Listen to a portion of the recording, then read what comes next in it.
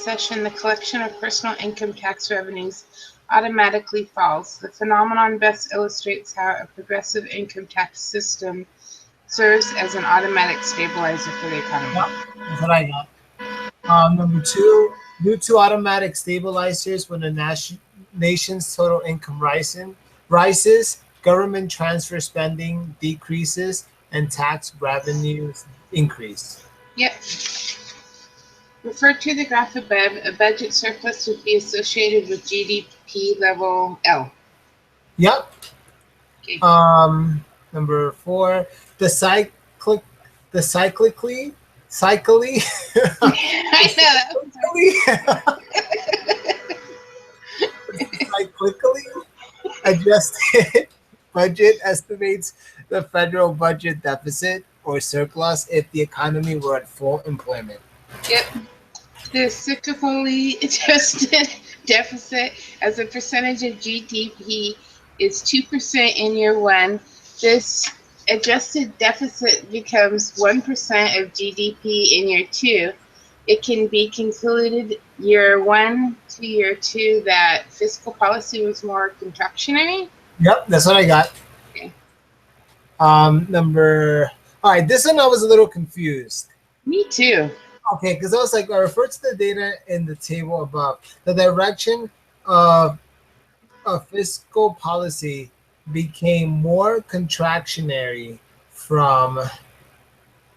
See, now this, because part of me was like, all right, all these years it was contractionary.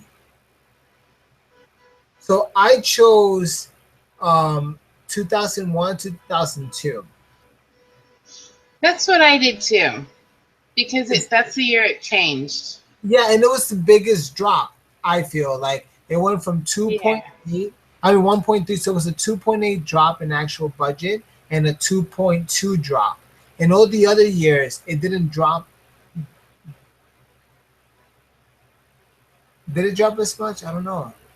I don't think it didn't drop as much, right? It wasn't as contractionary. Oh, we got the same. Yeah, I guess I was looking at the other years, and the other years out of the choices that we have, that year range had the biggest change, I thought. Yes, likewise. Okay. Yeah. Okay, so number 7. A major reason that the public debt cannot bankrupt the federal government is because the public debt can be easily refinanced by issuing new bonds. Yep. I got when the federal government uses taxation and spending actions to stimulate the economy, it is conducting fiscal policy. Yep. When the federal government takes budgetary action to stimulate the economy or rein in inflation, such policy is discretionary fiscal policy. Correct. Yep. So I got when changes in taxes and government spending occur in the economy without explicit action by Congress, such policy is called, I got non-discretionary fiscal policy. Yeah. Fiscal policy is enacted through changes in taxation and government spending. Yep. Let's see, it's loading. If the U.S. Congress passes legislation to raise taxes to control demand pull inflation, then this would be an example of an expansionary fiscal policy. Okay, I got contractionary. All right, let me see. So if it raises taxes, if you raise taxes, that means you're reducing spending, right?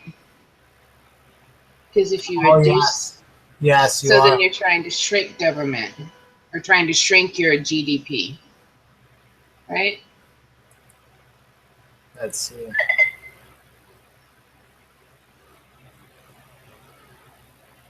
Yeah. Demand pull. I think it was the demand pull part that threw me off. Let me see. Yeah. I got this.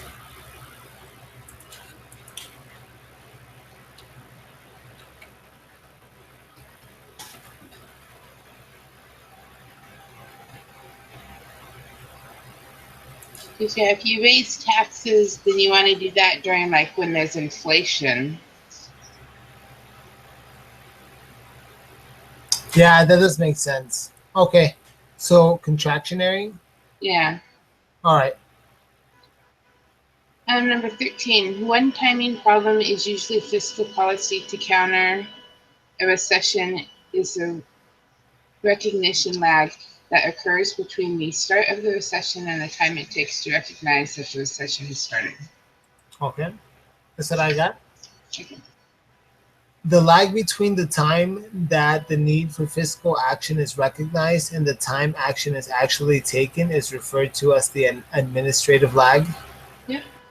State and local governments are limited in their ability to respond to recessions because of constitutional and other requirements to balance their budgets.